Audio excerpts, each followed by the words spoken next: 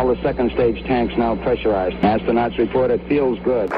T-minus 15 seconds. Guidance is internal. 12, 11, 10, 9. Ignition sequence start. 6, 5, 4, 3, 2, 1.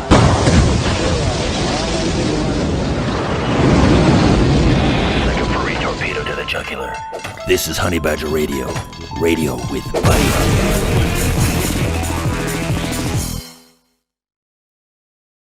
Hashtag men are pigs. Hashtag manspreading. Hashtag men are trash. Hashtag masculinity so fragile. Hashtag men are stupid. Hashtag mansplaining. Hashtag men are violent. Hashtag kill all men. Hashtag male gaze. Hashtag male privilege. Hashtag male hate. Hashtag hate all men. Hashtag end men. Hashtag men are evil. Hashtag teach men not to rape. Hashtag men can't be raped. Hashtag toxic masculinity. Hashtag male tears. Hashtag male fragility. Hashtag men don't talk. Hashtag man-terrupting. Hashtag man-threading. But guys, hashtag feminists don't hate men. Hashtag feminism is about equality.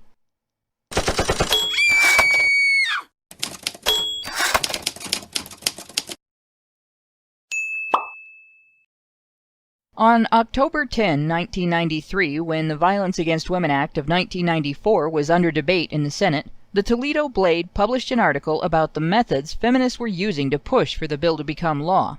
On page 8, Blade staff writers Nara Schoenberg and Sam Rowe described a key aspect of the process, how feminists create data to support their narrative. Quote, researchers say they can just as easily design a study that finds 1 in 4 women have been raped as 1 in 50. A slight change in the definition of rape or the way questions are worded can yield dramatically different results. Scientists responsible for the highest numbers are passionate advocates who believe rape is very common. This troubles even some in the field. One scientist is a self-described radical feminist. Another conducted her study with the backing of Ms. Magazine, for years a leading voice in the women's movement. Still another helped open one of the country's first rape crisis centers. All told, some critics conclude the rape numbers are inflated. They charge this has been done to boost support for the cause. End quote. This is not anything new. The movement did the same thing in the 70s prior to getting the Family Violence Prevention and Services Act of 1984 passed. In 1978, during hearings before the House of Representatives Subcommittee on Select Education, as the 95th Congress debated H.R. 7927 and 8948, feminists did the same thing while testifying on topics of intimate partner and sexual violence. They cited Susan Brown Miller's writing to support portraying violence against women as a defining male characteristic. They even cherry-picked Erin Pizzey's work, using what would support their female victim narrative while excluding everything she learned about gender parity in partner violence. They lied to Congress, saying there was no available evidence on male victims when they knew from the very writings from which they quoted that Erin Pizzey had sheltered male victims and counseled violent women in her shelters. They strove to get a gendered law passed, but their efforts at the time failed. FVPSA passed as Title III of H.R. 1904, the Child Abuse Amendments of 1984. This was passed by the 98th Congress and signed into law by then-President Ronald Reagan. It created grants to be distributed to state governments for the establishment, maintenance, and expansion of programs and projects to 1. Prevent incidents of family violence, and 2. Provide shelter and related assistance for victims and dependents of victims of family violence in order to prevent future violent incidents. Local agencies, nonprofits, and tribal organizations were eligible for such grants as long as they could show a demonstrated record of serving victims of family violence, domestic violence, or dating violence, and their children. The law did not include any gender specificity. Organizations that helped men were not excluded from funding. In fact, gender discrimination in the application of policy related to this funding would make applicants ineligible for receipt of these federal funds. This is where federal funding for shelters for victims of family violence originated, not with VAWA, but with FVPSA. What VAWA did, in addition to increases in funding that could have been passed in a simple update, was gender the wording of FVPSA to designate women as victims and men as perpetrators, allowing for the exclusion of men from victim shelters and other programs not geared toward modifying perpetrator behavior. Shelters were renamed in the law from domestic violence shelters to battered women's shelters. Victims' advocates to accompany domestic violence accusers in the courtroom were also funded by VAWA, as well as data collection from the now women-only shelters to create a body of evidence supporting the continued gendering of the law. There is funding in the law for training to impose the now discredited gender-biased Duluth model of handling intimate partner and sexual violence on the entire criminal justice system, from law enforcement through the courts and into the prison system. As I pointed out previously, every one of these federally funded initiatives is administered by gender studies majors with jobs created in the resulting industries going to gender ideologues. This meal ticket for feminist hate mongers was achieved by demonizing men as a population of sexually predatory and callously domineering thugs. In their 1978 congressional testimony, feminists cited Susan Brown Miller from her book, Against Our Will, Men, Women, and Rape. Quote, "As the first permanent acquisition of men, his first piece of real property, woman was, in fact, the original building block, the cornerstone of the house of the father. Man's forcible extension of his boundaries to his mate and later to their offspring was the beginning of his concept of ownership. In fact, studies have shown that wife abuse has its roots in the very structure of society and the family where the husband is expected to play the role of leader. If this position is threatened, many men fall back on their ultimate resource of physical force. The widespread existence of wife-beating today underscores the fact that these societal expectations are still prevalent." End quote. To get the data used to promote the Violence Against Women Act, Mary P. Koss designed and interpreted her research with such bias that her conclusions were in contradiction to approximately half of her subjects' stated evaluation of their own experience, and to approximately 3/4 of her subjects' post-incident behavioral evidence. She later added to her writings on the topic a statement intended to justify excluding female perpetration against male victims from her work. Quote, "Although consideration of male victims is within the scope of the legal statutes, it is important to restrict the term rape to instances where male victims were penetrated by offenders. It is inappropriate to consider as a rape victim a man who engages in unwanted sexual intercourse with a woman." End quote. Feminist rape culture theory has been used to promote changes to state and federal law that have chipped away at due process rights for accused men. These have included protections for accusers proved to have criminally exploited the justice system as a tool of abuse, exclusion of certain types of potentially exculpatory evidence, and policy designed to reverse the burden of proof in so-called gender violence cases. This same formula is how feminists created a similar wave of new positions on university campuses with the sexualizing of Title IX, the passage of the Clary Act, and more recently the Campus Save Act. Koss's methodology has become the standard in feminist-led research that influences the creation of law and policy, with the Centers for Disease Control's National Intimate Partner and Sexual Violence Survey, which cites Koss's prevalence research standards as one of its sources, producing data that was used to promote both the Dear Colleague guidance and the Campus Save Act. Feminists have started quite a few hashtags on social media in an effort to use a multitude of female victim anecdotes to further spread the impression that men as a population are sexually violent. When hashtag #MeToo broke, they were appalled to see male victims of sexually violent women posting in it, and reacted with outrage and venom. This, the men were told, was not for them. How dare they hashtag #Manterrupt, a moment for hashtag women empowerment. Get your own hashtag, feminists whined. Leave ours alone. Of course, as soon as hashtag #MenToo was coined, that was invaded with angry accusations that it was created to distract from hashtag #MeToo. We in the men's rights movement are constantly admonished that feminists do not hate men. In fact, feminist writer Lindy West penned an entire article full of myths and misconceptions and dripping with false condescension to explain this to us. Unfortunately for her, Susanna Danuta Walters, professor of sociology, director of the Women's Gender and Sexuality Studies program at Northeastern University, and editor of the gender studies journal Signs, didn't get West's memo. Her article, Why Can't We Hate Men, was just as filled with myths, misconceptions, and contempt. But at least she was honest about one thing. Feminism is absolutely misandric. No, the movement isn't just about hating men.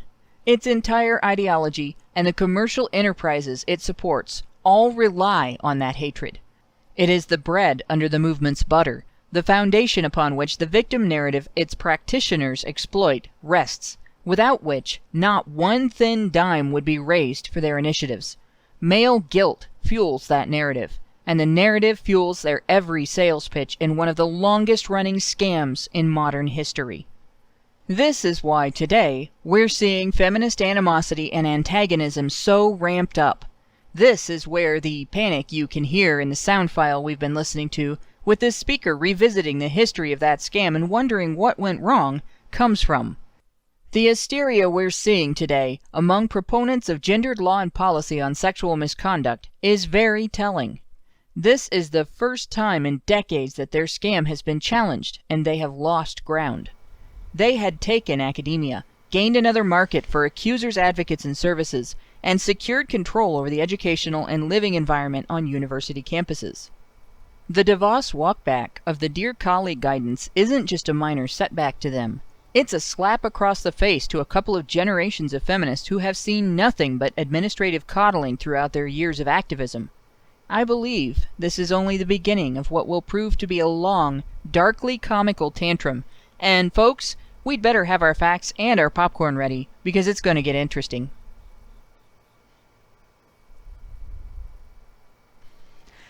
Hello and welcome to HBR Talk 51, Equality.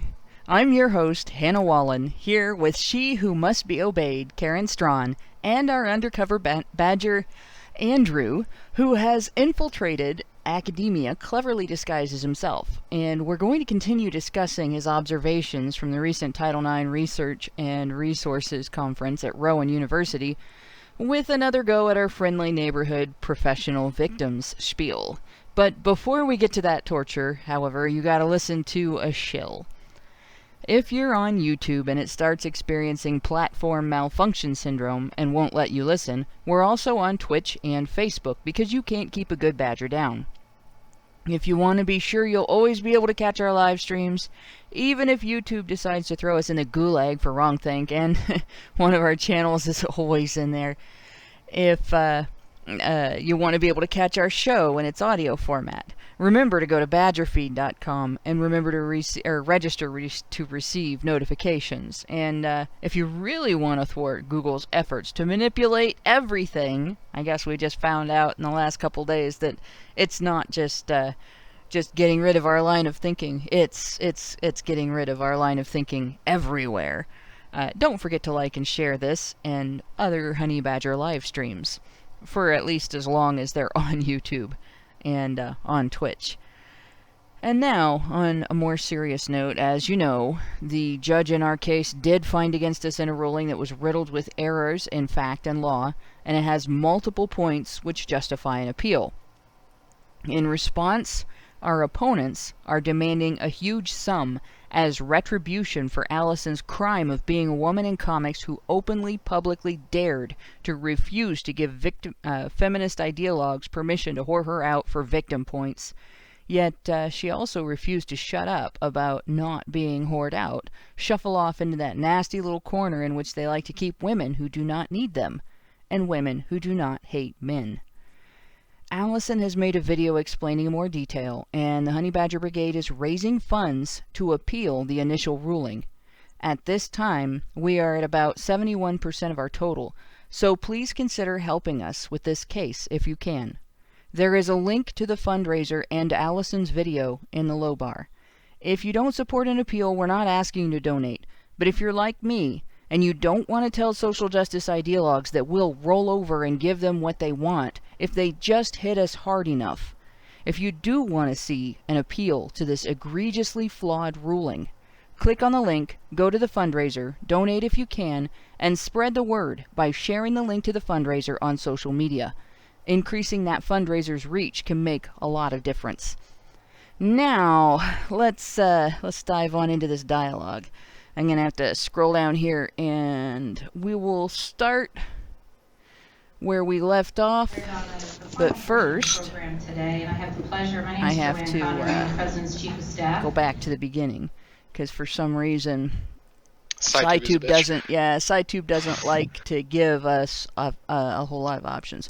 So we're going to go back a few seconds, and we'll repeat listening to this illustrious lady's voice, the professional victim, princess of victimhood, and remember what she was talking about before we shut her up last week.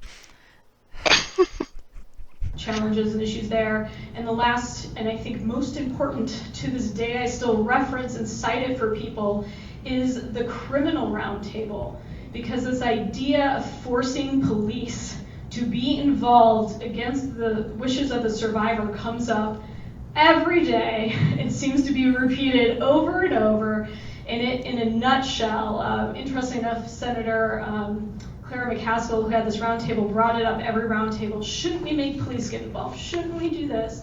And you can watch every C-SPAN and see survivors like me say, no, we should not, live to a senator's face over and over. And it wasn't until the third roundtable, when it was the FBI and DOJ and all these different entities sitting there saying they're right, that stopped becoming part of the federal conversation. So please check those out. They are amazing. Okay. So we're talking about criminal behavior that should be handled by a criminal justice system. And we're saying, that shouldn't ever be part of the conversation. And victims like me say, we don't want to involve the criminal justice system. Well, okay, if what happened to you is a crime, then it should go into the criminal justice system. If it is not on par with a crime, then why are you calling it rape? Yes, that's when I heard her say that the first time last week, I'm like, okay, we're gonna need to start earlier in the thing where we left up, because this is what I'm gonna go off on. Not getting the police involved means there's going to be an next victim and a next, and the research that shows this, there were aspects of that research that were discredited. I can't think of the guy's name, but the David Lesak. Yes, David Lesak. And he didn't prove there was an epidemic of rape on college campuses, but what he did prove was also backed up by other research, and that is that sexual violence is generally perpetrated by people who are violent in general and who are serial perpetrators. Recidivists, they're recidivists. And as long as they are never stopped by law enforcement, as long as they don't get reported to police, as long as they don't face any kind of repercussions and don't get any kind of help, then they're going to continue perpetrating. So every woman who is victimized and says nothing, every woman who is victimized and doesn't go to the cops is an enabler. And I say this. Weinstein thing. Well, yeah. Although, the more I see of the Weinstein case, the more complicated it gets. Yeah. And the more complacent the women involved are looking. And this is exactly what I'm talking about. Although, the guy, the video that just came out, he's definitely a boundary pusher. And he's a boundary pusher in a way that I would honestly call predatory, not clueless. I've run into that before with men and women, and I ran into it as a kid with boys and girls. And it's not just a sexual thing. It's a boundary issue thing.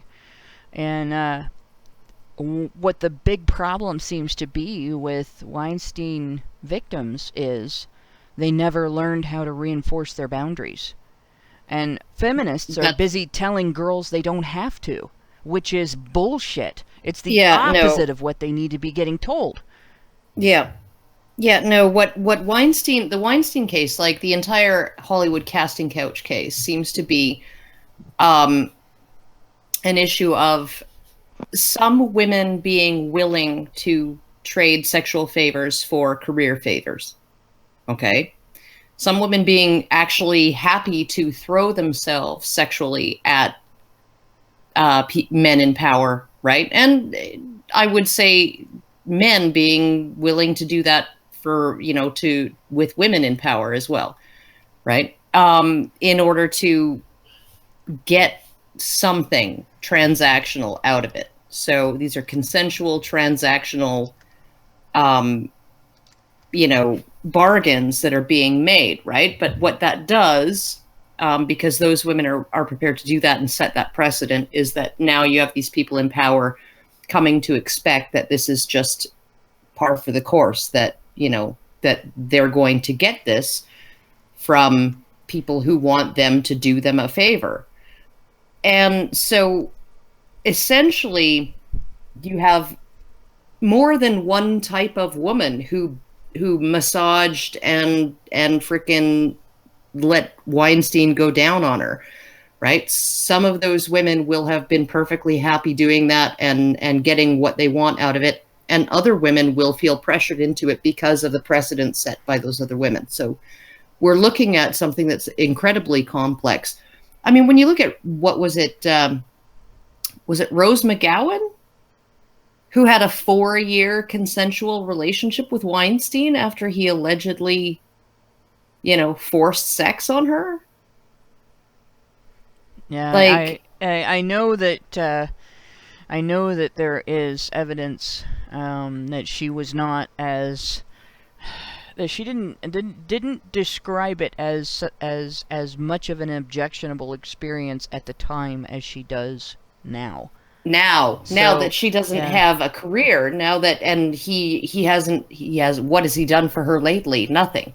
Right. And so it's I don't know. I didn't see anything about the 4-year relationship, but if that's the case, that's not going to surprise me.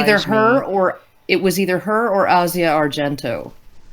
One of the two. I forget which one. I know that there was one alleged victim that he's released her emails.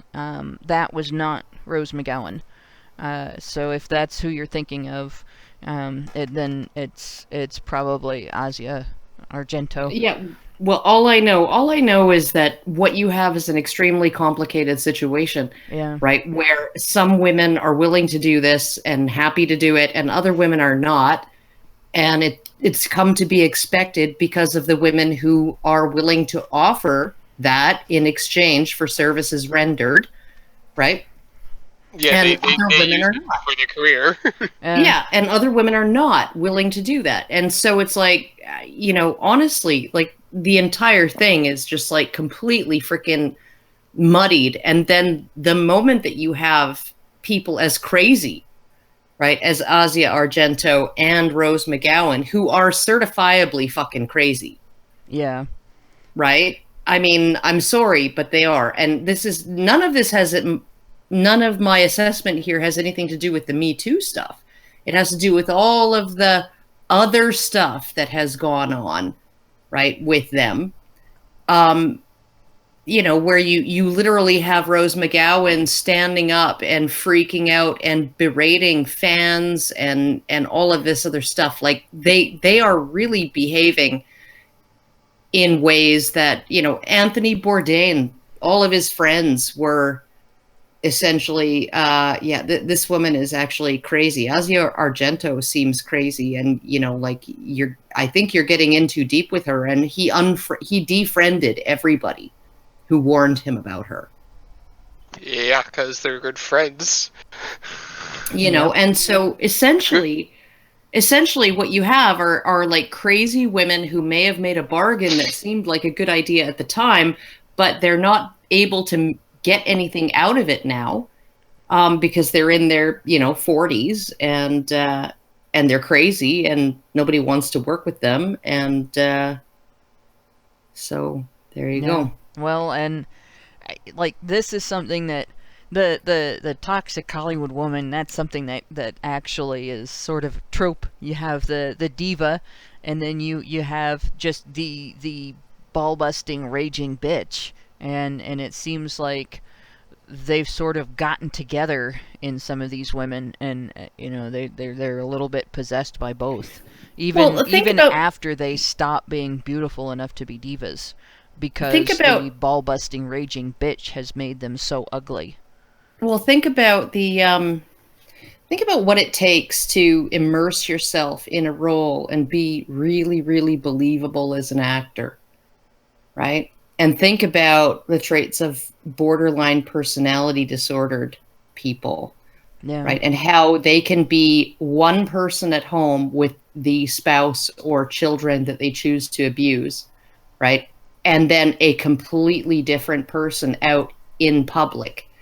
This is one of the hallmarks of that, is that they are so able to fake being kind and considerate and polite and caring and empathetic and all of those things out in public, and innocent and all of that out in those shallow interactions. So when you're looking at somebody who, like, I would suggest that just like positions of power, you're going to see a higher proportion of men with dark triad traits in positions of power, because number one, they're the ones who want power, and number two, they're the ones who are willing to do what it takes to get it, including crushing other people. Yeah. Right? Okay. So, and then you look at what it takes to be an actor and be really convincing as an actor. Well, borderline personality disordered people, they're acting all the time. Right? And they create their own reality all the time. So I would suggest that actors, you might see a higher percentage of personality disordered people in acting, even at the high levels of acting, than you would see in the general population. Yeah, and anybody who's dealt with a borderline personality disordered person is going to tell you that they lie. And it's not even that they're lying. They've convinced themselves that what they're saying is the truth. That's why they're so convincing. Yeah, I've run into that as well. And it's kind of interesting to watch from the outside when somebody sort of drops down the BPD hole. It just, at the same time, it's kind of heartbreaking, because this is a person that is they'll become completely delusional for a while, and then when they come out of it, there's this, you never know if the regret is real, or if they just feel bad about the consequences. And it's really hard to deal with someone who does that. And I've known people who fight it, and I've known people who wallow in it. And the really hard ones to deal with are the people who wallow in it. And I see Hollywood sort of indulging it.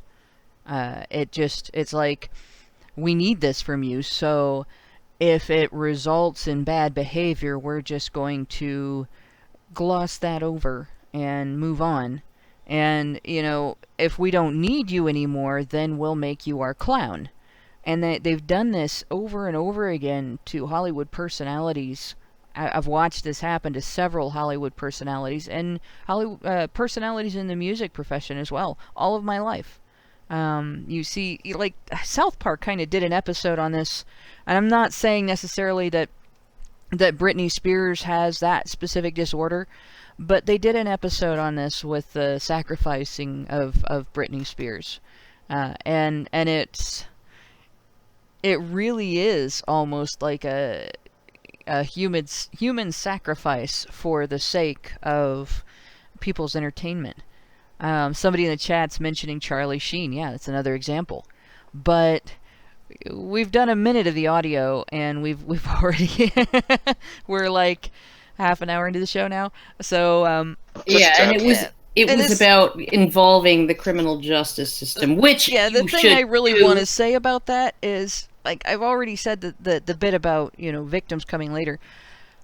Part of the problem with with not wanting to involve law enforcement is it encourages accusers who are either lying or who have exaggerated things in their heads, who are like some of the women in the Weinstein situation where they have failed to enforce their boundaries, where they have cooperated with a boundary pusher, and then they want to turn around and play victim. And that really is, it's not just dangerous, it's actually malicious to not have that standard where you say, well, if this doesn't rise to the standard of charges with the police, we are not going to deal with it. Because this is a situation where you end up with a bunch of false accusations, you end up with people being railroaded out of their educations, railroaded out of their jobs, because somebody felt slighted, or because somebody didn't want to say anything, they wanted to be polite, or they didn't want to take the trouble to enforce their boundaries, or they didn't understand, what was going on as well. And or they've, like, some people learn not to enforce their boundaries in bad situations as kids, but that is not the fault of the other people they interact with later in their lives. And we lose the concept of it's mens rea, isn't it, Karen? Yes. And that's guilty what I always mind. always want to forget what it's called. But feminists are starting to treat rape like it can be simultaneously an accident and a reprehensibly malicious act of a monster. You can't have both. Which is it? Yeah. And that's where the cops come in. And I hate seeing false accusations go to the cops, because they're going to pursue that accusation just as vehemently and as diligently as they would any other accusation.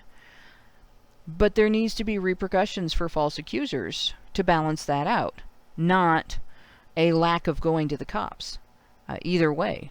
And so it's vital, and I think part of the reason that victims like our speaker don't want women to have to go to the cops is that they want to increase the number of accusations that can be made without the risk of those repercussions.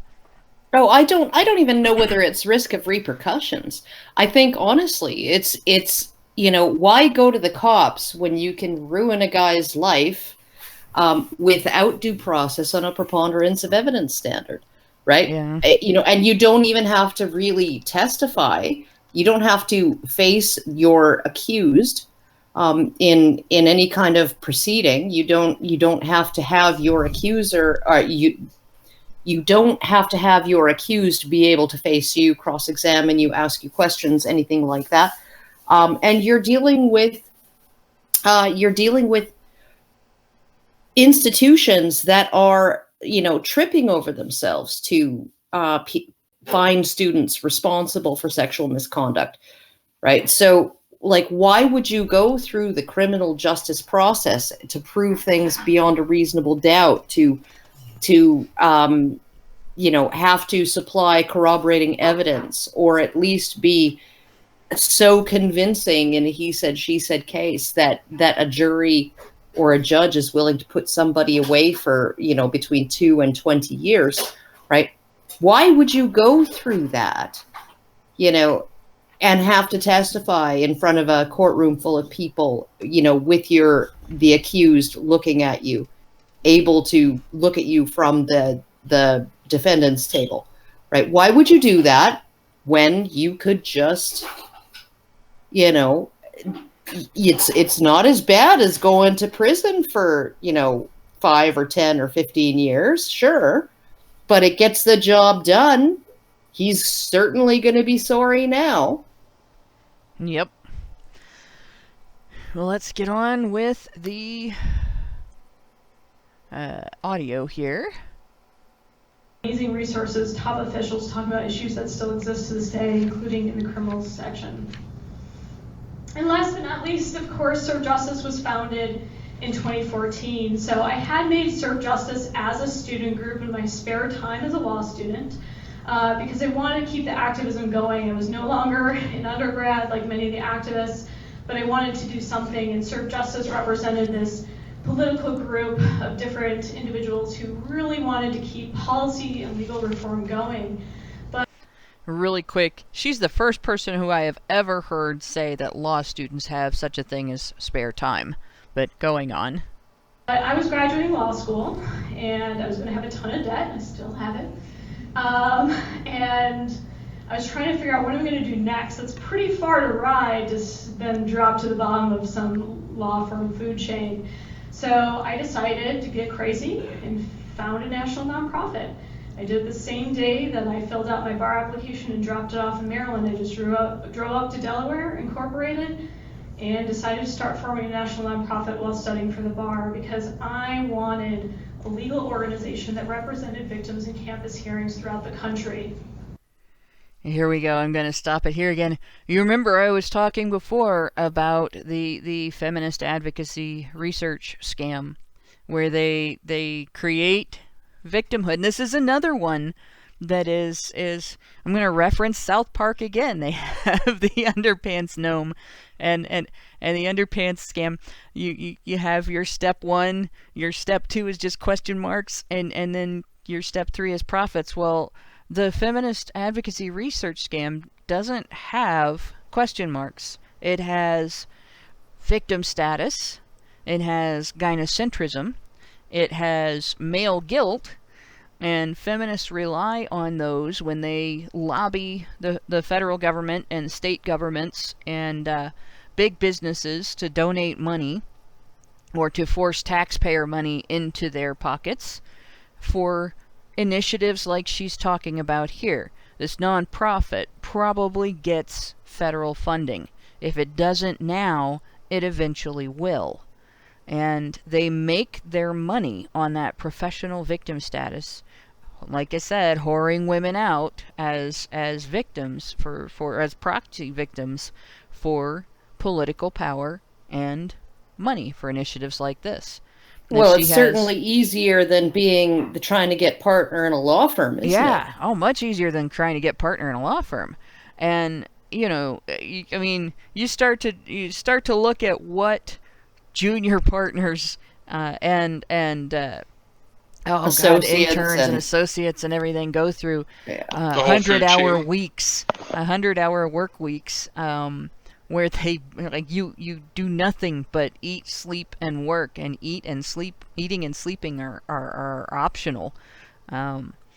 This is what she's basically avoiding by starting a nonprofit that is probably going to pay off her college loans and so on in the long run. And that is the feminist advocacy research scam. Now, in this instance, it's not research, it's advocacy. But eventually there will probably be research involved in it.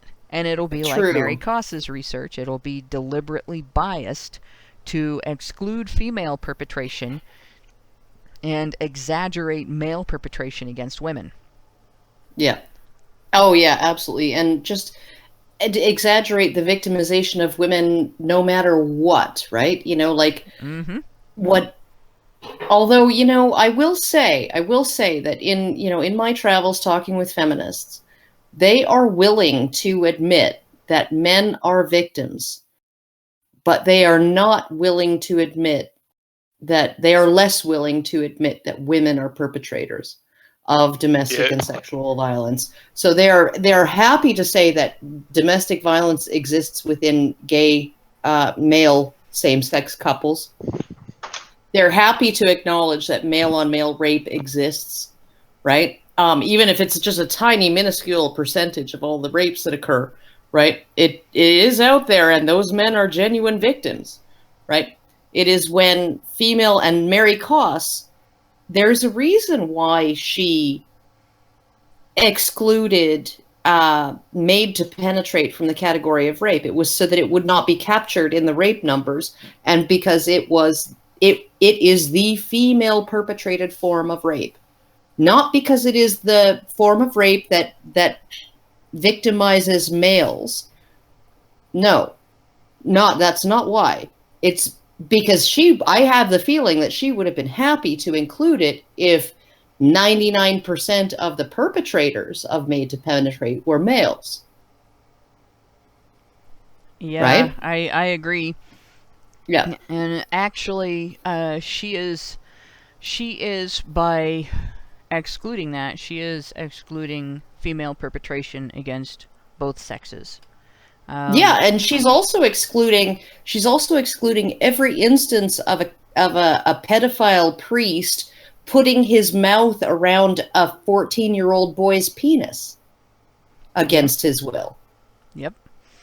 So I mean that's Koss was really insidious, and what's really been a bad thing is her methodology, thanks to Gloria Steinem, who promoted it in Ms. Magazine. She's the one that was referenced. Koss was the one that was referenced in the early part of that article. That Toledo Blade article is available online, and I think I linked it at the end of the post on Patreon of the text, the text of the opening monologue, the transcript. If not, I will. But yeah, you should, because that Toledo Blade article was excellent. I remember when that article came out, that blew my mind. I was at university at the time, and so I was able to get access to a lot of newspapers free because they were delivered to, you know, where we hung out in the common area at the university and everything. But that just what was going on at the time, I was just like, you got to be kidding me, you know, and this'll never work. They can't possibly actually get laws passed this way. This is so transparent. And they did. Yeah, of course they did. And it was insane. But in any case, yeah, that article goes through and lays out the whole story. You know, from the fact that feminists were deliberately looking for higher rape statistics.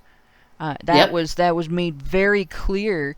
They thought that rape was more prevalent than the statistics were finding out, so they manipulated the methodology of their research in order to obtain statistics that matched their beliefs. And it was blatantly laid out in the article that was what they were doing. Yeah, and there was a researcher who essentially said in that article that she felt under pressure to find numbers that were higher than the numbers that she found. Yeah, right? She found 1 in 50, and they wanted higher numbers. Yeah, and it's just like, really, this is where we are right now. We want to know that there are more female victims out there of this egregious, horrendous crime, right? Like, okay, just as an aside, apropos of nothing, I'm looking out my window and there are giant fat snowflakes falling again. And it is September 13th. It is 9 days before the official end of summer. Maybe you have some fucking snowflakes. You living in Canadian land there. Oh Jeez, my God. Pete's. See, not here. Yeah, you're a little north of the border. You know what's in the air? You know what's in the air here? Allergens, mold, and ragweed pollen. I am being nasally raped as we speak. Yeah, I don't even let my painful. boyfriend. I don't even let my boyfriend do that in my nose. It Why sucks. are these I don't plants doing their freaking disgusting sex acts in our noses? I did not consent to this, and I want to press charges. Yeah. But in any case, we're gonna go on with the cancer that is feminism here, and see how far we can get. Specific challenge from someone like you. I was advocating in the rulemaking committee for VAWA, and had an advocate approach me and said, Laura, I understand that the advisor Choice and Cleary, I understand you want that to be a lawyer, because the opposition was saying no, it should be campus officials only, no outside parties. And I said it was really important to have a lawyer. We need transparency. We need accountability. We can't have schools insulate themselves. We need to have outside parties. And an advocate came up and said, I want to support you, I really do, but who's the lawyer that helps victims? I know there's defense attorneys everywhere. Aren't you just creating a right that only one side's going to be able to use to their benefit? And what it actually... Oh, God. Oh, my God. She wants... Okay, so the Violence Against Women Act does this. Okay, and I explained this in the video. There are two types of advocates that the Violence Against Women Act funds. One of them is just for regular gals, your everyday regular gals, and the other one is for if you are accusing a police officer. There's actually a special victims advocate just for if you are accusing a police officer. So there are two of them, and their job is to sit in the courtroom and advocate for the accuser, who's labeled a victim, advocate for the accuser, and basically strong-arm the judge and ask requests of the bailiff and stuff like that to coddle the victim, an alleged victim, in case, she's lying or she doesn't want... Like, when I was a witness in the 7 Years in Hell story, I think I've said this before, the victim's advocate sitting with the bald-faced liar in the courtroom that was using the court system to abuse my friend for 7 years, sitting with her, actually asked that we be told we all had to face away from that side of the courtroom because she was afraid we were looking at her too hard. Oh my God. Which doesn't make any fucking sense. So, this woman wants a lawyer representing the accuser in these kangaroo courts. She didn't say anything about representing the victim, or the accused, just the accuser. She wants one representing, which she has referred to as the victim. Hannah, that's Bill C-51. Yeah. In Canada. It's currently held up in the Senate, right? It's stalled in the Senate, probably because of the fact that it completely undermines, 500 years of the evolution of due process, sane jurisprudence. But what it would do, it would entitle any complainant to have their own personal attorney. It would also entitle the complainant and her personal attorney to attend all rape shield hearings. Yep. Right? Which means that not just the prosecutor, but the complainant herself would be tipped off to defense strategy. So I mean, that accuser attorney, that complainant attorney, would be provided by the state because our court system isn't fucking slow enough due to lack of funds. Right. Yeah. No. It's no. We need to bog it down some more. Yeah. Let's just introduce this other freaking thing. And nobody seems to be grasping the reality of what really is going on in the criminal system, right? That the prosecutor does not represent the complainant. The prosecutor represents the people. Yep. Or the Crown in Canada, who is the representative of the people, right? And so that's why they have prosecutorial discretion. That's why they can say, yeah, it's not in the public interest to prosecute false accusers, let's say. Yeah, this is something that this needs to change. It is absolutely in the public interest for sure to prosecute false accusers. And but there's a reason why. There's the reason why the prosecutor can say it's not in the public interest to prosecute this case, so I'm not going to do it. Yeah. Right? Now, if you want to be a party to the fucking case as a complainant, then take it through the civil court. Sue them, right? Hire your own attorney, pay his attorney's fees, just like everybody else has to, and take it through the civil court. You'll have your preponderance of evidence standard, right? And you'll have discovery going both ways, and you'll get to have a look at their evidence, and you'll get to know what kind of defense that they're going to argue, right?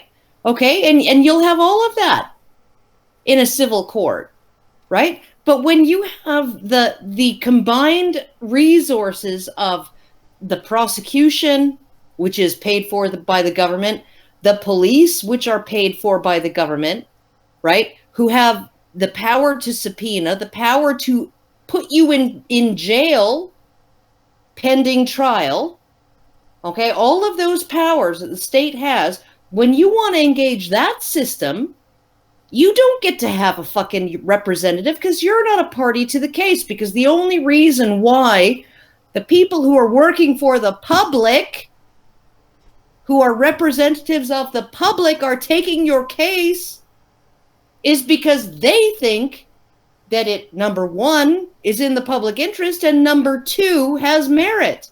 Yeah. And just a reminder, nothing is ever actually paid for by the government. The government is always just the middleman, and the government is the middleman the way the mafia would be the middleman. If you don't pay the government, they come and take everything you own and throw you in jail. And so you're being forced, using government force, you're being forced to pay for this. This is your money, your tax dollars that are funding this. This is your tax dollars at work. Just to remind everybody. And this is what these advocates, these ideologues are asking for. That you be forced to pay for more attacks on your due process rights. So I'm gonna, before we go on, because we've got them piling up, I'm gonna hit the super chats. Some of them started early, and some of them are related to what we were talking about at the time. So I don't want to get too far away from them. So Frenchinator 2, I think this was the first one. Yes, Frenchinator 2 gave us US $5 and said, "Did you see the ad council for STEM? She can STEM, so can you." So women need to see other women do STEM to STEM, and that's the feminist party line there. Women don't know that they can do things unless they see other women do things. So of course women can't do anything because obviously there has to be a first woman to do it. And well, if she didn't see any other women do it, how is she going to know? So there you have it. According to feminism, women are completely inept and helpless and stupid. Again. So Tyler Preston gave us $5 and said, "Speaking of comics, do you guys think Gail Simone is Alison's evil and less talented doppelganger?" I do not know. I don't know either. That's a good question. That might be something that we ought to bring Alison on to discuss on another show sometime. Xeranx gave us $5 and said, "Adam Baldwin tweeted out an article McGowan is featured on, saying she's one of 12 who regrets #MeToo. I'll bet she does, because now people are paying attention to how crazy she is." Yeah. God, we're gonna see some guy under a card table with a blanket or a sheet around him going, "Leave Rose McGowan alone," in a couple of weeks. Yeah, that'll actually be really amusing. I actually I would be willing to give $20 to anybody who can make that video and make it convincing. There you go. So just make it, tweet it at me. I'll send you $20 via PayPal. But only one person, so everybody that comes after that person doesn't count. First come, first serve. Otherwise, Karen's gonna be sending 20s to every one of our listeners because they'll all do it. Mr. Roboto. Oh wait, Felicia Bryant gave us $2 and said, "I miss Aiden Paladin. I wish she was here for this." And I will have to ask her on for this. This seems like it's gonna go on for a while, so I will definitely ask her on for one of these because this is a university thing. Mr. Roboto gave us US $2 and said, "Fat snowflakes, Karen, that's oppressive to Fat Snow." You know, just because there are feminists falling out of the sky outside of Karen's window doesn't mean that she has to have any sympathy for them. These snowflakes are literally the size of hippopotami. Okay, so they're radical feminists then. Okay. Yes. Well, you know, they're still feminists. Other feminists might not recognize that they are feminists, but, you know, all of their ideology gets filtered through feminist media that call themselves journalists to the useful idiot feminists, so, you know, they're still feminists. I'm just hoping that over the course of the evening they reduce to the size of hams. Yeah. Because, holy shit, like... It's not even that in the summer yet. It's still summer! We're moving along. Yeah, let's... Actually disadvantaged survivors. And I remember at the time telling her, you know, one problem at a time, let's create the federal right, and then we'll fix the market, and then we'll see how that turns out. So we passed the right, and I founded the national nonprofit to fulfill that right. We now have lawyers all across the country that are part of our network, including our staff that actually go in campus hearings, sit with survivors, and make sure their rights are protected and enforced during that process. So to share a little bit more about Serve Justice, we've had over 1,000 people reach out for assistance, specifically for campus hearings, in addition to other types of sexual assault cases. To me, this may seem like a small number to some, but to me, it's actually huge considering we have $0 for marketing and advertising. This is all word of mouth. This is people like you. They do not have $0 for marketing and advertising. They have feminism's vast network of federally and bank-funded organizations. That's bullshit. Having a survivor come in and you understanding this is something a lawyer needs to help you with, and sliding her card across the table. This is earned media. This is the fulfillment of all our efforts. And we do help 50% of all those requests, which is a very high percentage for how small our staff is. And it's because we can directly assist a lot of those, but we also have these amazing partners within our network that can take on cases pro bono, low bono, contingency fee, and otherwise help survivors.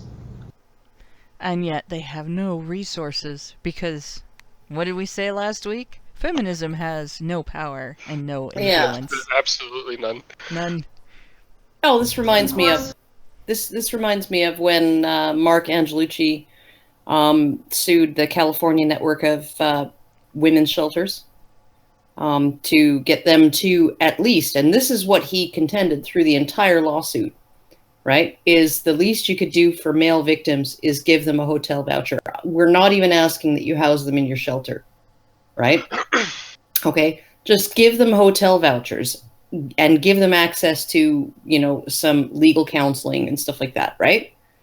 Okay, so the California network of women's shelters fought the case every fucking step of the way, all the way to a ruling.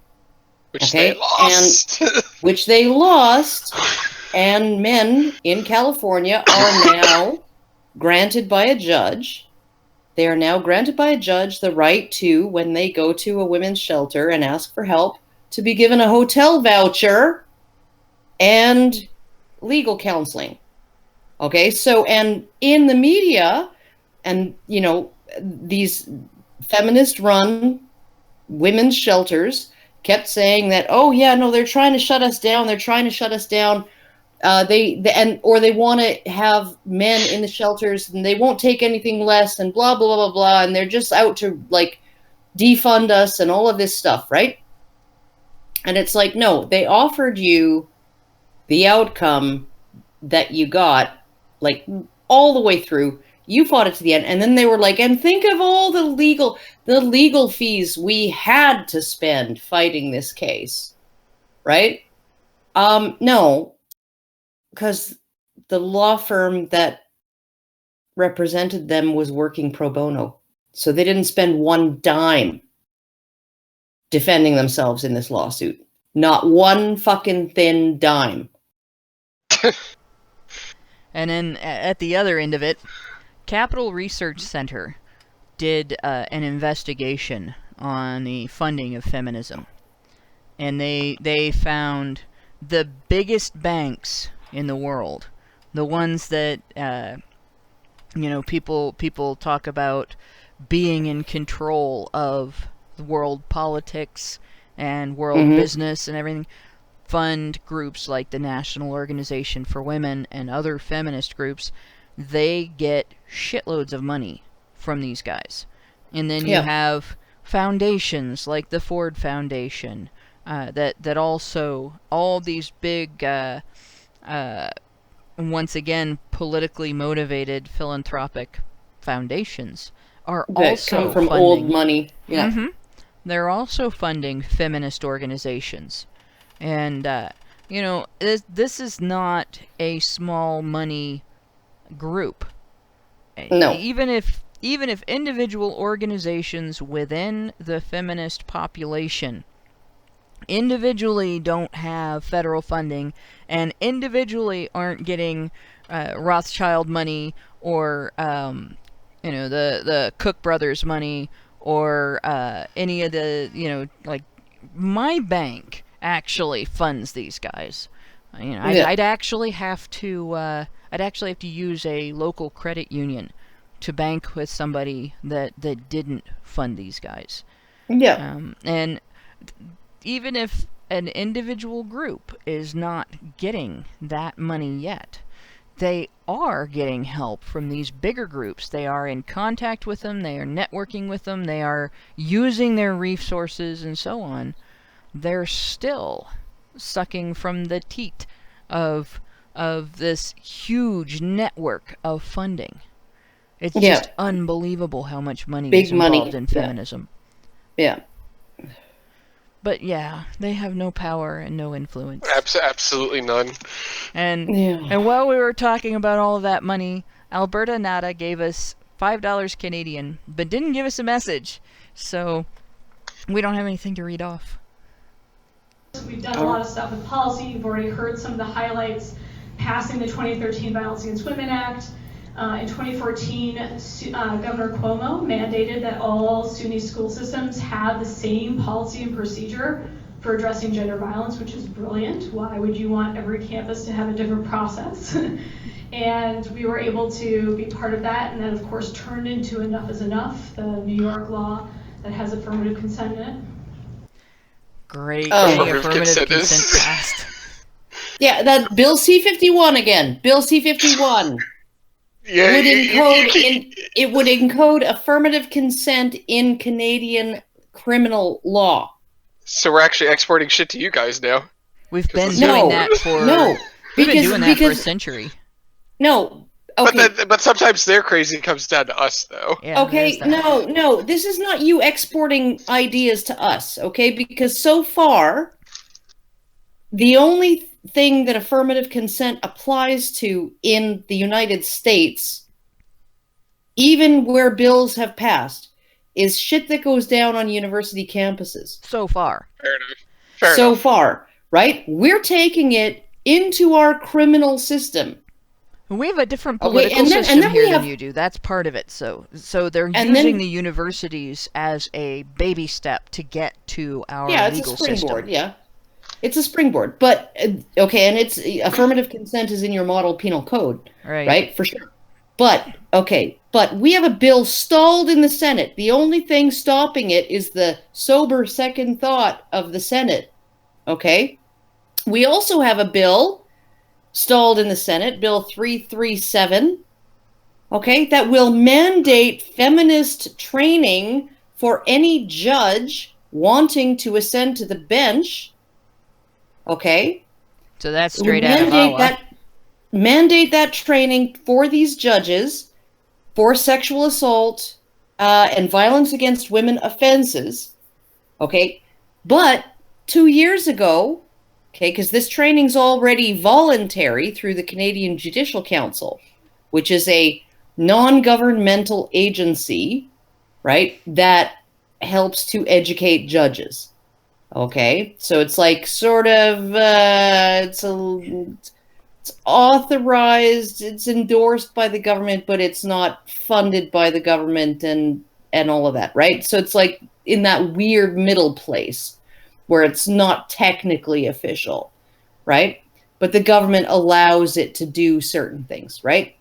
The Canadian Judicial Council offers this training to judges voluntarily right now, right? 2 years ago, a lawyer in Alberta who was defending a sexual assault defendant asked for the training materials to be disclosed to him, applied in court for that, and the judge said, well, we don't have to reveal the contents of the training because you haven't sufficiently demonstrated that the training is prejudicial towards your client. And the lawyer's like, how would I know whether it is when I don't know what's in the training?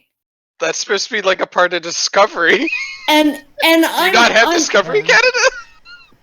No, well, we have discovery, yes, but this is an application to get the Canadian Judicial Council to release the training materials. So the training materials are not part of discovery; they're the actual substance of the case, right? Yeah, but yeah, no, and so essentially, what the fuck? Yeah, so essentially, this judge says, well, you haven't sufficiently demonstrated that the training materials would prejudice a judge against your client.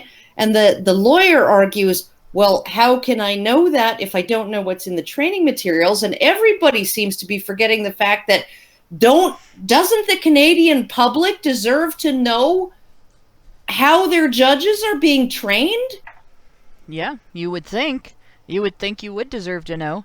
You would think that would be information that would be considered public. Yeah, it seems like something that should be public information.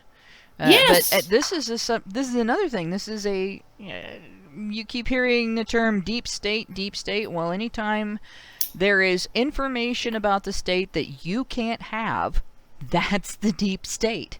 Yeah, well, that's and I'm looking at it because I was talking to a cop when I was in Toronto, for my last thing. Where my host almost killed me with walnuts, but he almost killed you with his nuts, huh?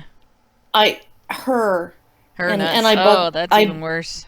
Yeah, really, really, it was quite queer, the whole situation. But I give her a hard time about that all the time now. But essentially,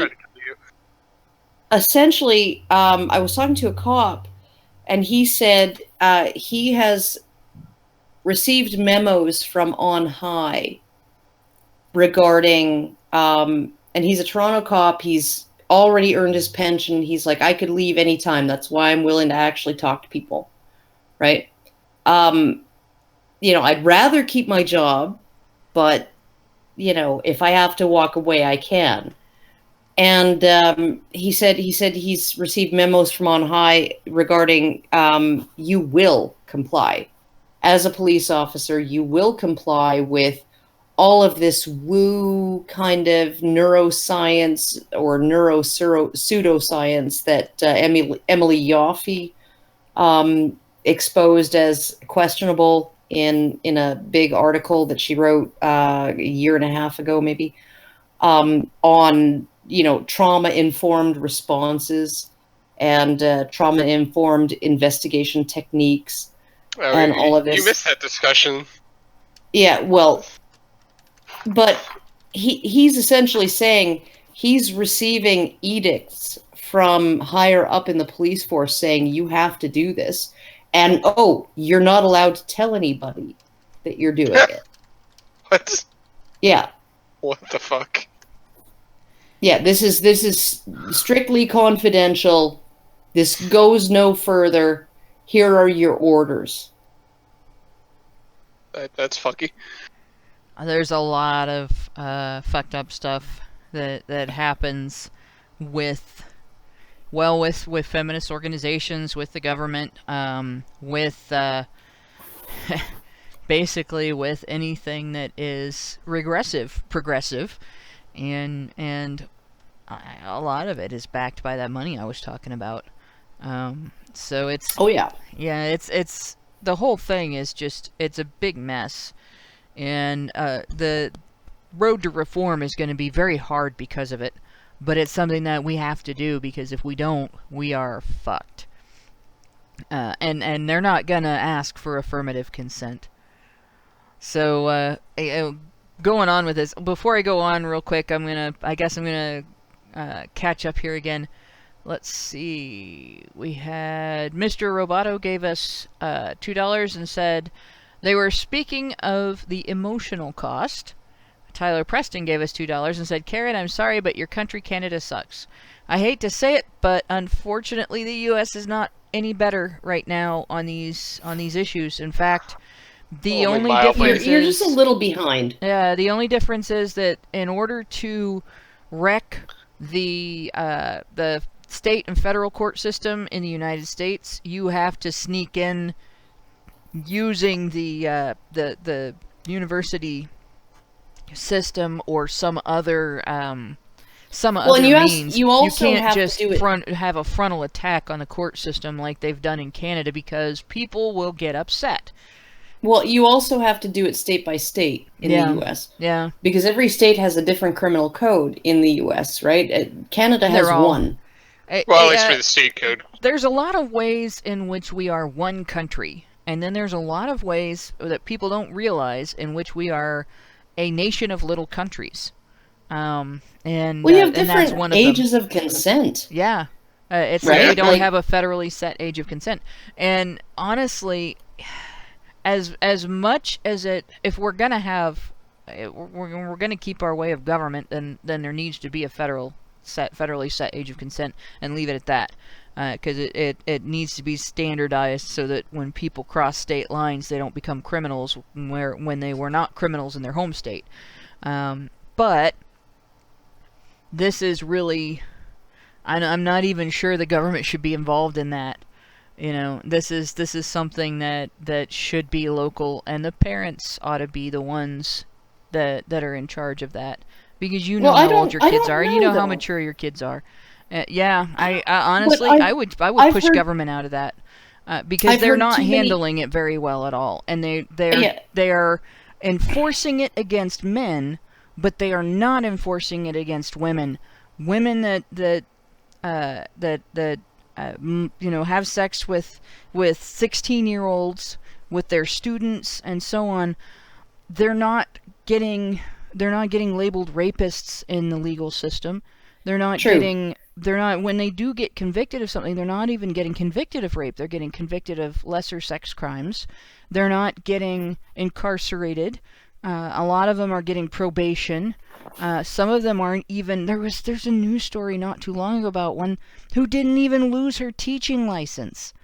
Yeah. So you can get busted for having sex with a 14-year-old boy in the United States as a woman and not lose your teaching license. Yeah. But for God's sake, you can be a 25-year-old man and have sex with a 17-year-old girl in the wrong state and go to jail for years, and you'll be lucky if you don't get beat to death while you're in there. Okay, but I just want to say, leaving it up to the parents isn't necessarily the greatest idea either, because, like I was watching, I think it was Dr. Phil, a couple of years ago, and they had this couple on. They were a married couple, and they had two small kids. One was like an infant in arms, and one was maybe 3 or 4. And he had essentially, he'd gotten out of prison 4 years before for statutorily raping her. And as soon as he got out of prison, they got married. Right? How old was she? It was in a state without a Romeo and Juliet law, and her parents didn't like him. And they were both on there saying, we need to do something about this, because he's on the sex offender registry. He can't hold down a job. Because I was 17 and he was 18, and the day he turned 18, they went after him. I would still say it should be left up to the parents to deal with and enforce, and unless there is a significant age difference, the state shouldn't even get involved. There should have to be something. There should have to be in that case, if the state didn't get involved, the parents could simply tell the kid, you can't come on our property, and they can go after him for trespassing if he does. And if your kid lives in your house, and your kid is still underage, you have the right to say who can and cannot come onto your property to see your kid. And you have the right to say where your kid can and can't go. You have the legal right to tell your kid, you're grounded, you can go to school and you can come home. You can go to work and you can come home. And that's it. And you don't go anywhere else without me. And that's fine. That's what parents are supposed to be able to do, is keep track of their kids. And I do support a parent's right to, whether the child is male or female, say, I don't want you dating that person because I think that they're a scumbag, whether it's a male scumbag or a female scumbag. And they may be wrong. And the kid may get out of the house at 18 years old or older and date and marry that person and prove them wrong. But until the kid is an adult, the parents do have the right to prevent the kid from having a sex life as best they can. And I think also parents have the right to judge their 16 or 17-year-old kid mature enough to make that decision for themselves. Because I have been a kid old enough to, a 16 or 17-year-old that was mature enough to make that decision. My decision was no. My decision was, I'm not ready for this, and I'm not going to do it. And I had classmates whose decision was, I'm all for it, and I'm going to do it. And now there is just a ridiculous level of hysteria around this at the high school age. And I think having the state involved actually exacerbates it. It makes it far worse. Instead of, dealing with the issue of precocious kids who aren't ready and should be protected by their families. And dealing with the issue of precocious kids that seek out far older adults. And dealing with the issue of predatory adults that seek out vulnerable adolescents and pre-adolescents. They need to be dealing with, is there a very significant age difference? And is this something that is happening beyond the parents' control? In other words, is this person pursuing something inappropriate on school grounds? Is this person, exploiting some vulnerability as opposed to a couple of teenagers screwing in the backseat of a car? So I do not like the way age of consent laws are handled all around because of that. Instead of dealing with the nuance of the situation and the fact that kids start getting, teenagers especially, start moving toward these behaviors before they're ready, and they're getting mixed messages from adults, really severely mixed messages from adults. And in one hand, they're being treated like, you should not think of this as having any consequences. Well, sex has consequences. Sex has a lot of potential consequences. And there's not just the obvious, you can get pregnant and there's STDs. There's also a lot of emotional consequences and social consequences. And these are things that don't get addressed properly in state-handled dealings with teenagers, right down to sex education. So I hate to, I guess, shout out to Ann Capistan. Ann Capistan's probably in there going, yes, but I don't think the state's involvement in this is at all functional. And I think what we've seen is instead that it has totally screwed things up.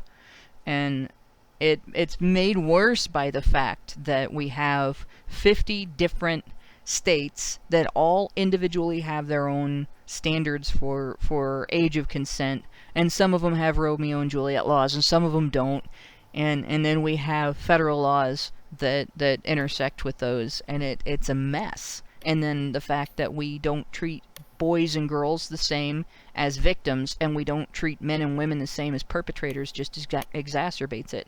So for anybody that's going to call me a rape apologist on this, you tell me how the state's doing a good job of handling the vulnerability of teenagers. But I'm going to go ahead and hit the super chats again because we've got more. We have, let's see. Frenchnator 2. Yeah, New York needs to burn. Is that the next one, right? Gave us $2 Yes, and said, it New is. York needs to burn. New, single parentheses, York, communism. Then we've moved on to Mr. Roboto gave us $2 and said, feminist law rising if against my soggy knees. And French Honey Badger gave us $5 and said, it's a new, in parentheses, 1970s way of furthering science, propaganda, bullying, slandering, no proof, just lies to further an agenda. Then Frenchinator 2 gave us US $2 and said, why do you hate progress? Quotes, Because SJWs. we do. Because we do. We hate it. We hate all progress. That's why we want to go back to the good old days when the only domestic violence shelters were for men. There we go. Yes, and those good only old men days. were protected against sexual victimization by the opposite sex. The good old days of feminist imagining were the best good old days. Totally. Well, the feminists don't even imagine that. No, Like, but that's the they thing. act like it's true anyway. Like it's like they're like, okay, so rape by women against men and domestic violence by women against men was never really a thing that was ever considered in patriarchal societies, but at the same time, right? Yeah. That's because it didn't exist. And despite there being Wordsy. biblical stories relating to it, and also, men beating their wives was perfectly kosher, and everybody thought it was great. Yeah, that old rule of thumb Even though you could get the whipping post for doing that. And Jesus you were jailed. fuck. When they didn't do the whipping post, the guys were jailed. They wanted to were bring jailed. back the whipping post, not because they had compassion for men being jailed, or because they wanted to more harshly punish them. Because the men couldn't support their wives Right, if they were right. in jail. If It was they because whip they him like wanted- 30 times, then he can go to work. They didn't want to risk women becoming dependent on the state because the guy that she said beat her was in jail and not working and earning money, and they wanted his tax dollars too. Yeah. But we're 5 minutes in, so I'm Okay, I'm all gonna right. go on. And more recently, I got involved with the American Bar Association now that I'm a lawyer. The criminal justice section had a task force on college due process. I got to sit with people who represented institutions, survivors, and of course those who are accused, and we actually found consensus and agreement on the level of due process for those accused in campus hearings. It can be done, people. Reasonable minds can in fact agree and find a balance. That is the beauty of working with people who don't always inherently agree with you. So please look that up online. It is available if those are conversations that are happening on your campus. A bunch of people from the ABA have thought it out, put our recommendations down. And most recently, we helped make sure that Maryland could use evidence of repeat offending after the Me Too movement with Weinstein and a bunch of these other cases. We worked to make sure that Maryland aligned more with the federal rules of evidence. And so if someone kept coming up and kept being charged over and over for rape but was never convicted, the fact that they'd been there 10 times could actually come up in court rather than... Oh my God. So, all right, in a rape case, when the victim speaks, right, when the accuser has made an accusation and says, this guy did XYZ to me, and that makes him a rapist, and these are the circumstances, and that proves I didn't consent, her sexual history is not allowed to be entered into the case as evidence, exculpatory evidence for the accuser, unless a judge agrees to it, and she's gonna find out if he even requests that. So if she says, I left big scratch marks down his back and that proves that I was fighting to get away from him, and she has 8 boyfriends that can come in and say, no, she leaves scratch marks on your back when she gets excited, they can't unless a judge calls it relevant and says, yeah, that's exculpatory evidence, let's admit this. But if She and all of her friends have dated the same guy. And they all get together and talk about what an ass they think he is later on. And they all find that he did the same thing, that they didn't like. And they all decide to call it rape. And they all accuse him one at a time.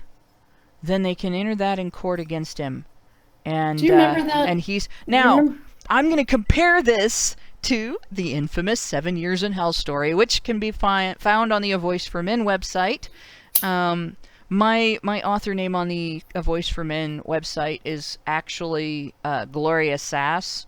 So if you do a search on the A Voice for Men site for Gloria Sass, and there is a story behind that I'm not going to tell right now. If it doesn't come up for Hannah Wallen, it may come up for Gloria Sass. And it is 7 Years in Hell. So if you want to read that story. But the 7 Years in Hell story, one of the things the accuser did was she obtained a temporary emergency restraining order by going into the court, going into the clerk of court, and saying, my ex is an abuser and I can prove it because I have accused him now repeatedly, like 50 times. That was her evidence, that she'd accused him a bunch of times, and all of the cases that she brought up were acquittals. He was acquitted. He wasn't just, it wasn't just, there were times that she just didn't show up and they threw out the case. But it wasn't just cases that they had thrown out. She brought up times that he was acquitted. The evidence was against her. And they gave her the temporary emergency restraining order. She got it based on that. This is abuse. Well, the thing is that as far as I know, right, if previous crimes committed, previous complaints can show a pattern of behavior, you can argue, just as you can in a rape shield test, right, with the nails down the back, right, you can argue to have that be admitted. So like I'm fine with arguing, being able to argue that this should be admitted. If there are like 13 women over the course of 13 years who every day on Christmas Eve, right, they reported that, okay, this guy was at a Christmas party with me and like he freaking raped me in a closet. Okay, and he said these things to me, and it couldn't be proven. 13 times it couldn't be proven, right? Over the last 13 years. But it establishes a pattern of behavior, right? And then this 14th woman has enough physical evidence, maybe, right? I can understand that. Well, right? There's also the possibility that his pattern of behavior is that he dates women who are psychotic. Because I know one of those guys too. Actually, I know several. I know a guy. One of my childhood friends has a string of exes who have all been at various times caught falsely accusing him of things. Caught because of witnesses, caught because they accused him of doing things to them at specific locations, times, and dates, and he turned out to be at work, or he turned out to be in another state. So this is like, but he picks out a particular personality type when he dates, and it took him until he finally met somebody that wasn't like that and married her. That took him, well, this last chick put him through 15 years of this, and I don't have it documented well enough to write about it, but yeah, I would say I would be for all evidence being admissible, except if the police basically abuse their power to get it illegally, because there has to be some repercussion for them, or make that admissible, but the cop that did it goes to jail. Something, but in any case, I would be for all evidence being admissible, and the attorneys have to argue in court why it is it is irrelevant or why it doesn't prove what the other side is claiming it proves. But if we are going to have a system that excludes potentially exculpatory evidence that comes from the accuser's sexual history, then that system should also exclude accusations that did not result in a conviction. Pertaining to the defendant's sexual history, yes. Anything, if you cannot point out, for instance, that the accuser has this pattern of that type of sexual encounter with like 15 different guys in her history, but this time around she's calling it rape. If you can't point that out, she should not be able to point out that you get into fist fights in bars all the time. She should not be able to point out that you have been accused of sexual assault by any other women. She should not be able to point out any accused criminal history that hasn't resulted in a conviction. Mm-hmm. That's, it's got to be one or the other, all or nothing. All right, I'll agree with you there. Because otherwise, it's uneven. But we'll go on with this drivel. And we also helped create a federal victim advocate privilege. This is something I'm the most proud of. Our first Title IX lawsuit at Serve Justice was against Old Dominion University, and they fought us tooth and nail. I got subpoenaed personally while serving as the survivor's lawyer, had to get a giant DC firm to defend me while I defended her. Oh my God. And we went to the mats, and we actually won. And we won the right for a victim advocate privilege to apply in federal cases. It's not just at the state level with state claims where the state law applies. If you take a Title IX lawsuit, which is a federal law, into federal court, you still have victim advocate privilege. So those would be the victim advocate that the Violence Against Women Act uses your tax dollars to fund, to pay for, in the courtroom anytime there is an intimate partner or sexual violence case and the victim, or the accuser, requests an advocate. Her calling them victims all the time is going to get me every time. I'm going to keep saying victim when I'm talking about accusers because of this. But it's ludicrous that there should be an advocate in there strong-arming the court to prevent them from holding the accuser accountable if she lies or if she behaves badly. And back to the 7 years in hell case, that accuser actually threw temper tantrums in court, complete with stomping and screaming and throwing herself around like a 2-year-old. And she faked Tourette's in the courtroom until the judge finally got impatient. Yes, animal noises. Until the judge finally got impatient with her and told her to stop, and then magically she was able to get it under control. So yeah, and I would only ever do that in church. In church, well, that was her church, the Church of the Holy Vagina. The Church of the Holy Vagina. No, the Church of the Holy sacrifice your ex on the altar of the court.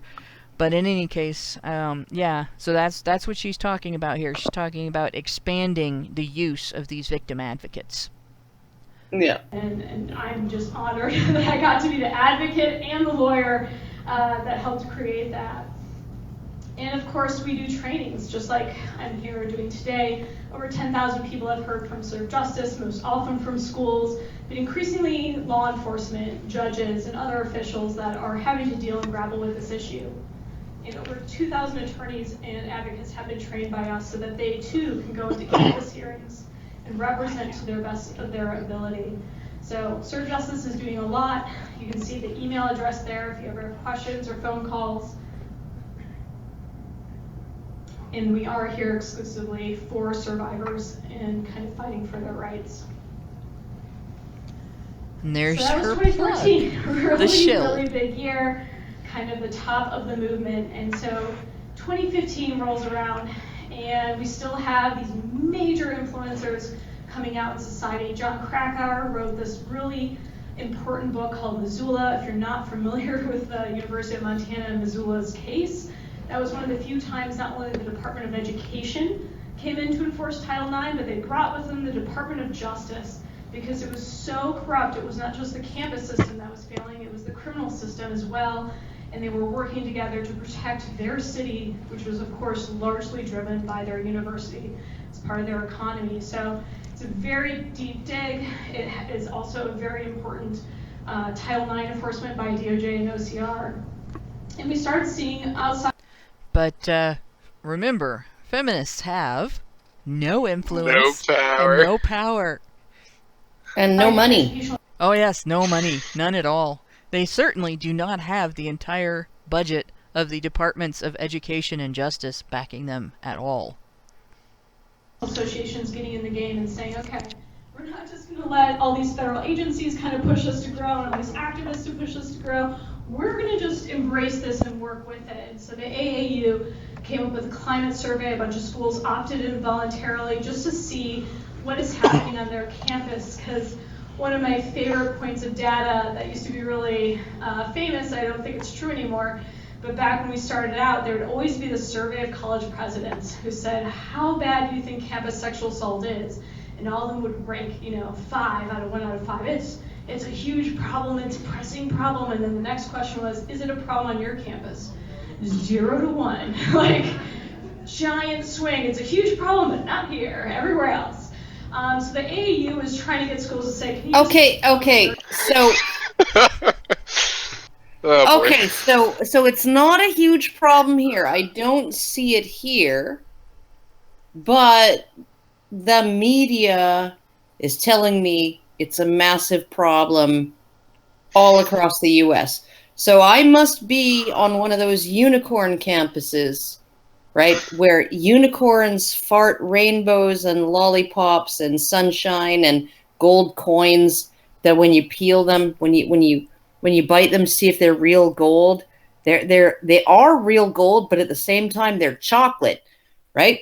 Okay, that's where I am on my campus, where sexual assault is not running rampant, but I have been told ad nauseum over and over and over and over and over again For that years sexual and assault years. on campus is like a massive epidemic, and so I'm going to say yes, sexual assault on campuses is like a massive problem. On this campus, yeah, I just don't see it. And oh my goodness, it's like it's like these people are delusional. They're delusional, thinking that their campus is the one campus that is immune to this, when in reality they should be looking at the actual data and realizing that actually it's not that common. Like one of the things that got me, and this is one of those, sorry, I'm just moving around here, one of those recent surveys, right? And it found 27% of respondents said that they had been sexually assaulted. Okay. It was done of like Duke and Harvard and Stanford and a bunch of Ivy League schools, 7, I think, Ivy League schools, right? Found that 27% of the respondents to the survey said that they had been sexually assaulted. Okay, but there was a response rate of less than 19%. So they sent out something like 300,000 surveys, and they got like 20,000 responses or something like that, right? So less than 19% response rate. And then buried deep in the depths of this study was this one question, right? And it was, if you were assaulted, did you report the assault to your university? And they recorded that number. And then they went, somebody, I forget what publication he was writing for, the Daily Wire or Daily Caller, or maybe it was even the Washington Post, who the hell knows, right? Or the Washington Examiner. Somebody actually crunched that number, right?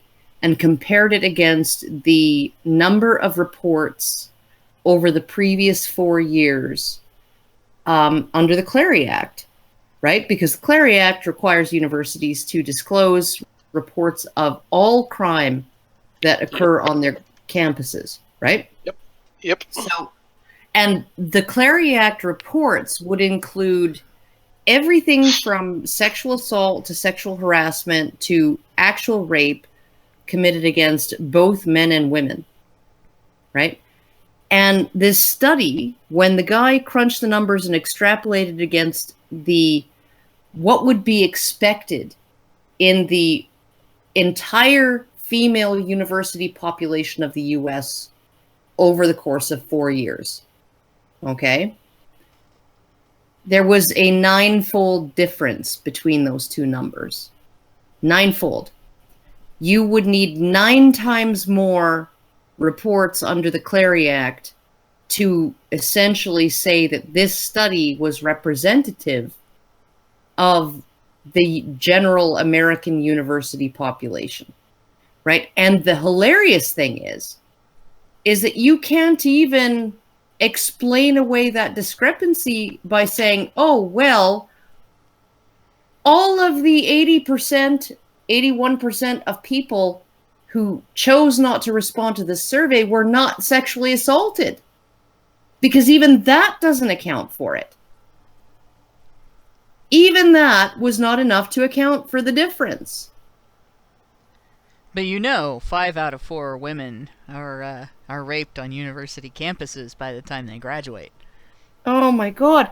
And I'm looking at it and I'm thinking, like, so, you're walking around your campus and you're like, yeah, no, I've never been sexually assaulted, and nobody that I know has been sexually assaulted, and it just doesn't seem like that big a deal on my campus. But every other campus in the United States is a hotbed of sexual assault. It's nothing but frat boys walking around with their dicks hanging out, helicoptering like mad and slapping women in the face with them. That would be hilarious. It would be quite fun. Oh, Couldn't help. I don't know if you've ever actually seen a guy helicopter his dick, but it is hilarious. Oh yeah, no, my guy, like, when his zipper's undone, and I'm like, he's pacing back and forth in the living room because he paces. When he's working on a problem, he paces, right? And I'm like, yeah, and I'm like, dude, and he makes noises like a kettle boiling over, right? And I'm like, dude, your zipper's undone, and he's like, oh yeah, and then he just like whips his dick out. And walks and paces a couple of rounds back and forth in the living room with his dick out. He doesn't do it in front of my kids, thank God. Obviously. That would be a little scarring. But that is still funny. Because he doesn't. He says he doesn't do that because he doesn't want to disappoint them. He doesn't want them to live in eternal disappointment. Okay. For not having that or being able to get that. Which is a typical ridiculous guy thing to say. Yeah. But yeah. No, it is hilarious. But in any case, the stupidity and well, it's actually malicious. The malicious bias, and it's deliberate in feminist research. Like, you've seen the Mary Koss stuff, you've seen the, and I know part of it is you have feminists who have specific beliefs about, well, this is common, we have to find it, and all that. But to manipulate the data egregiously like that, to try to obtain inflated numbers of a particular thing, like, unreported rape, that's... in the long run, that is a malicious act. They may not, at the time, think of it that way, but it's malicious in the same way as stacking a deck of cards so that you're going to get all the best cards and your opponent is going to get, a shit hand because you don't want to lose your bet. You want them to lose their bet, and you want to collect all the money. That is basically what feminists are doing with their research. They are stacking the deck. What I found interesting is that after this study came out and all of the reporting came out on it, and it was like this, viral report. Oh my God, 27% of college women are raped, or suffer sexual assault by the time they complete their war undergrad. War zones. Right? Okay. Across the U.S. Right? Okay, that was all front page news in every freaking newspaper. And then the researchers came out and said, like, what the hell are you doing?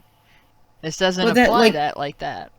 Yeah, no, you can't use this data to say that. Like it can't be used in that way. It's like a small sample of particular universities. It can't be extrapolated to the American university system at large. And on top of, and they were all sort of campuses where students move away from home and go there, right? So very different from a community university where you'd be living at home and attending school at the same time, right? And then they're like, they were like, and there was like a 19% response rate. Like it's like you can't draw these conclusions from this. But that, of course, was buried on like page 32 in a tiny little blurb. The thing is, though, it was reported on at all.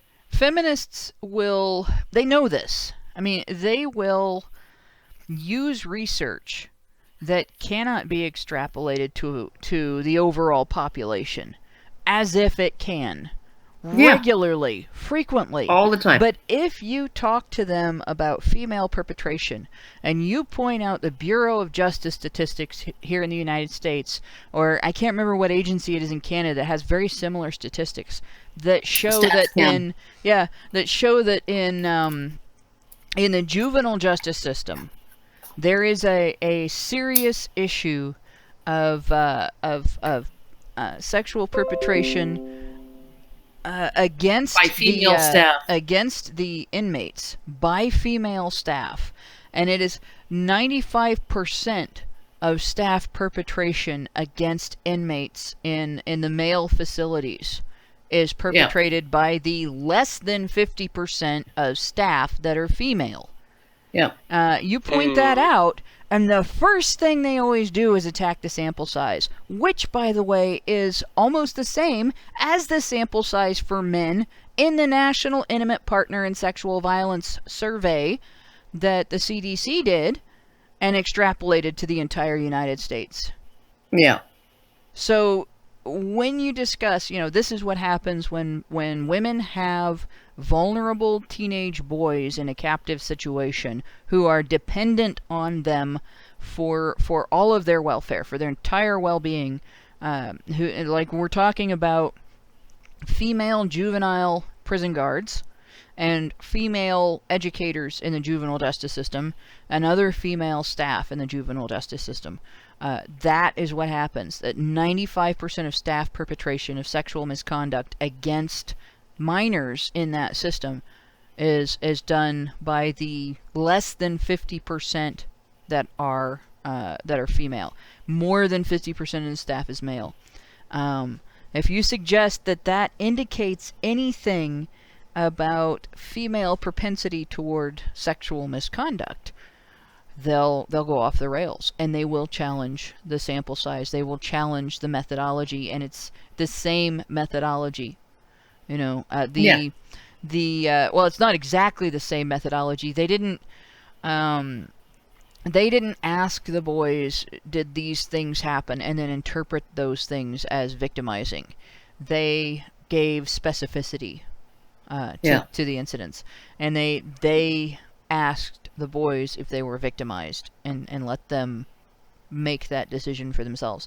So it's actually it's slightly more credible than Mary Koss's work, and they will challenge it on the same things that they defend in Mary Koss's work and other feminists' work that exaggerate and inflate numbers in terms of sexual victimization of women. We're going to read some more super chats because they keep piling in. Let's see, and the last one was French Honey Badger.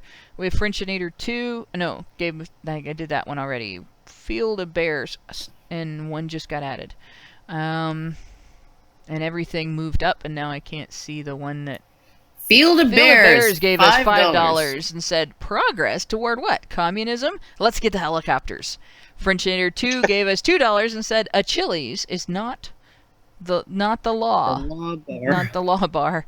Then Frenchinator 2 gave us $2 and said circumcision. It worked in Zimbabwe. Oh yeah. Yeah, Egregious Charles gave us increased the HIV rates. Yes, it did, and other sexually transmitted diseases as well. Egregious Charles gave us $5 and says, "Will you be discussing the harassment that occurred on the North Country set? Alberta Nada has video on it." I actually don't know anything about that. That might be something that comes up in HBR News, but it's not something that's probably going to come up on this show unless we do a whole show on it. And I also want to point out another comment, simply because it's from the industry we were just talking about.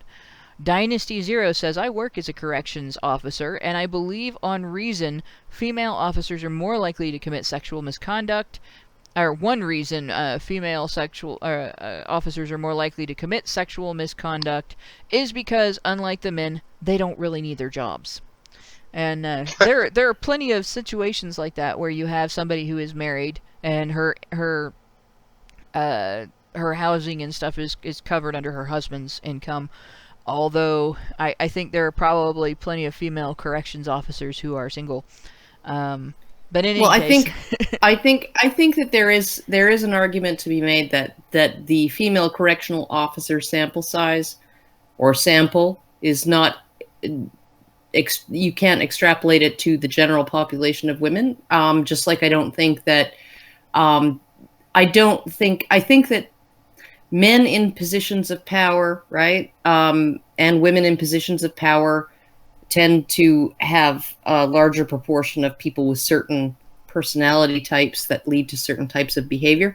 And I also think that if you have a predisposition towards abusing adolescent youth, right, you might be in that position. You might go out of your way to seek a job that puts you in authority over them and gives you the opportunity to offend, right? Well, so I will honestly, I gotta say, I think part of the issue is we are looking at we are looking at it the same way that feminists look at their rape stats.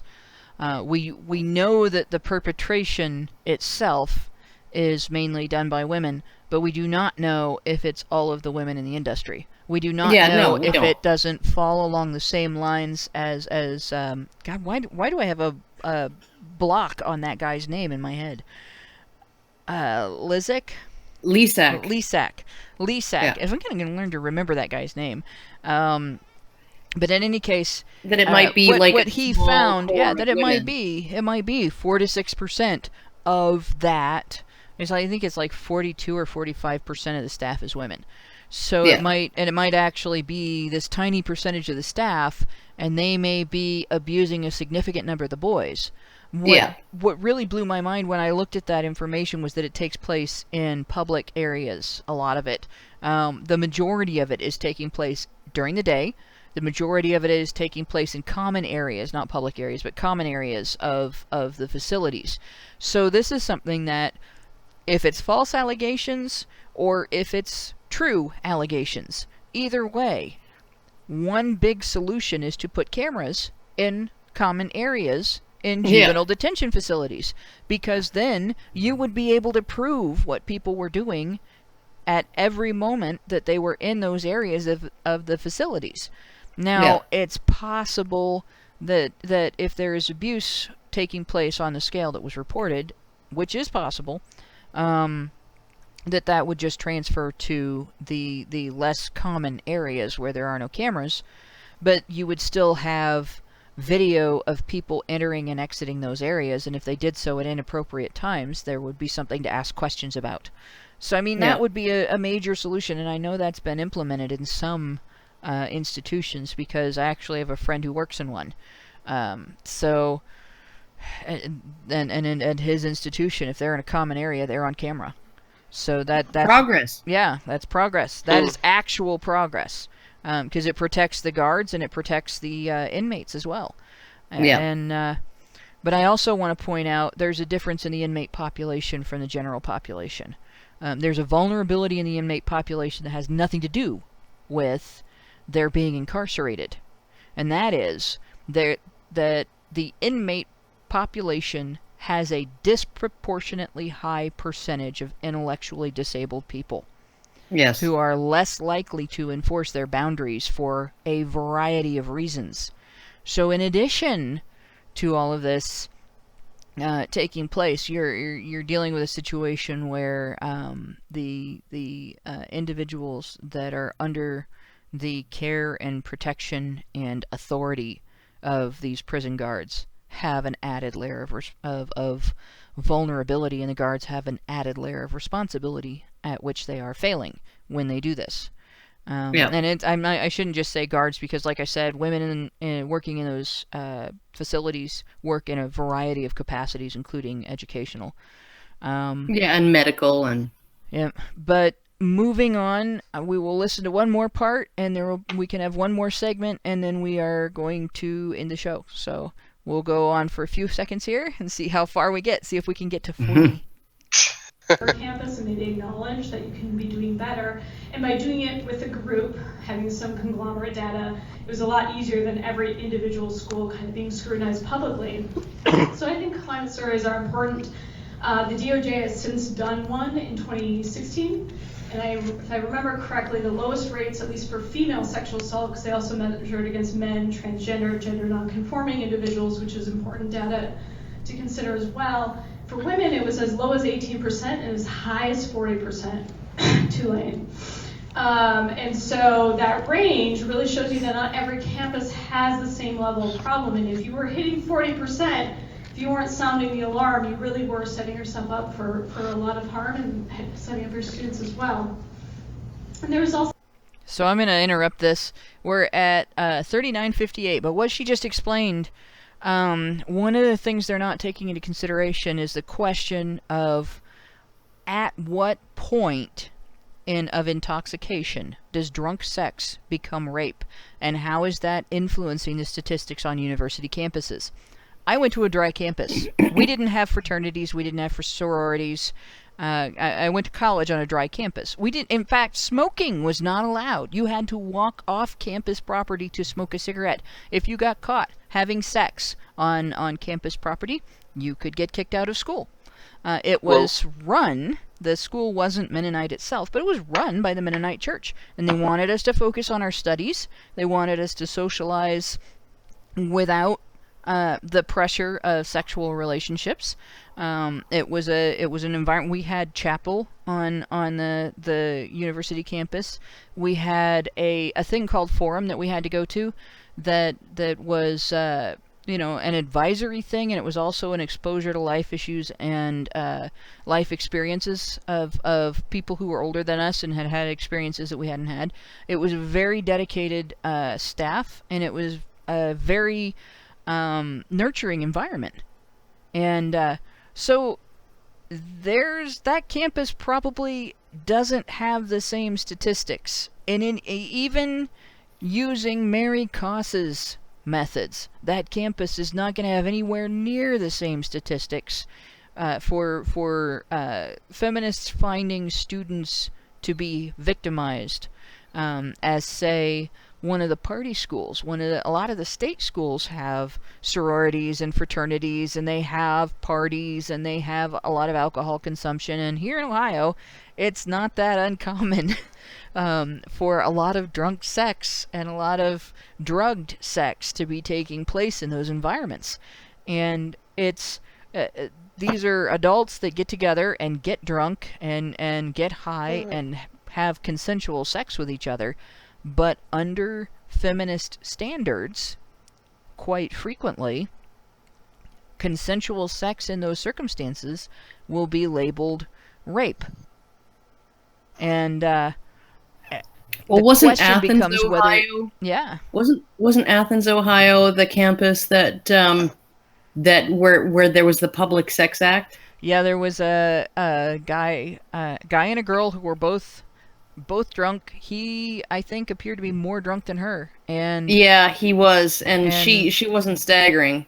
No, and she was pulling his head down into her crotch, and Yeah. it was there were people calling her a victim of that because she was publicly exposed, but so was he. Well, yeah, no, but she went and reported that. Yep. Like, she was called into the office to answer for the fact that she had sex in public, and the video went Which is viral. illegal. Yeah, It's not just a violation of the school. And she had that option. Oh, he sexually assaulted me. Yes, Yep. as she was pulling his head down. Yeah. onto her crotch, and he stopped in the middle, right? And was like, "Do you want me to keep going? There's people around. Do you want me to keep going?" She was like, "Yeah." Yeah, and this is something that this is one of the first issues that I talked about, one of the first men's rights issues that I talked about online. If alcohol eliminates your ability to consent to sex, why is that gendered? So the question becomes, if she cannot consent to sex while drinking, why can't we also say that he cannot consent to sex while drinking? Well, did they rape each other? You know? Yeah. And if she is capable of appraising her actions, if she knows what she is doing, and she can answer what she is doing, and she is fully capable of getting up and walking away, she's not incapacitated, she's not passed out, you know, she's not stumbling and unable to form articulate words, and it's not because she's nervous, but because she's drunk. You know, if she's not in those conditions, but instead she's just, you know, her inhibitions are reduced, is that actually getting counted as rape when it's not? Because that's going to inflate your statistics dramatically. And, it is. And then if it's only being counted one way, it's going to inflate your statistics dramatically one way, when in fact it goes both ways. That's the whole Coyote Ugly thing, right? You know, like the beer goggles thing. You know, you wake up in the morning going, "Oh fuck," you know, she's lying on my arm. What do I do? Chew it off? Like, I want to leave before she wakes up. Holy shit, I'll never drink that much again. That's the narrative. That's the internal narrative of guys who find themselves in that situation, where they make a decision they otherwise wouldn't have, to have sex with someone they otherwise wouldn't have, because they were intoxicated and their inhibitions were lowered. You know, that's what they do. Right? And they're like, "Oh, fuck, I hope my friends don't find out because they're going to give me a hard time." Yeah. If you give the cops permission to search your car while you're drunk or high, it's admissible in court. Their search results are admissible in court. If you punch somebody in the face while drunk or high and they hit you back, their action is still considered self-defense. Even if you were drunk, you still consented to get into a fight because you started it. But if you're female, and like a friend of mine from the second university that I went to, if you get drunk at parties and you like to grab a guy by the shirt and drag him off into another room to have sex, well, you were just raped, according to feminists. Yeah. So that's like what I was talking about in the last two opening monologues. The female victim narrative, the handicapping, Munchausen's by proxy, cornering female victim narrative. And it relies not just on treating women as incapable, not just on treating women as inept and stupid and unable to handle their alcohol, but yet unable to judge whether or not they should be drinking and how much. It also demonizes men as predatory and simultaneously inept. You know, rape is a malicious accident that a man commits because he's so clueless that he's a monster, according to feminists. They can't even get their story straight. Yeah. So, with that, I think we're going to conclude this episode, because it is after 10 o'clock, so we've got a nice 2-hour sausage. Poor Right. We made it 10 minutes. Yeah, we made it 10 minutes. We still have... we're now 40 minutes into an hour and 9-minute long... 29 more minutes to go. Yeah, so probably, unless, maybe she is going to be less offensive in the last 20 minutes. Oh, no, it gets worse. So we'll probably get another 2 shows out of this, oh god. Oh, the cancer. No, it gets worse. How could it get worse? Well, it's feminism. It can always get worse. I guess we'll see. We'll see. Next week. She talked about the Stanford case and the judge geez. recall.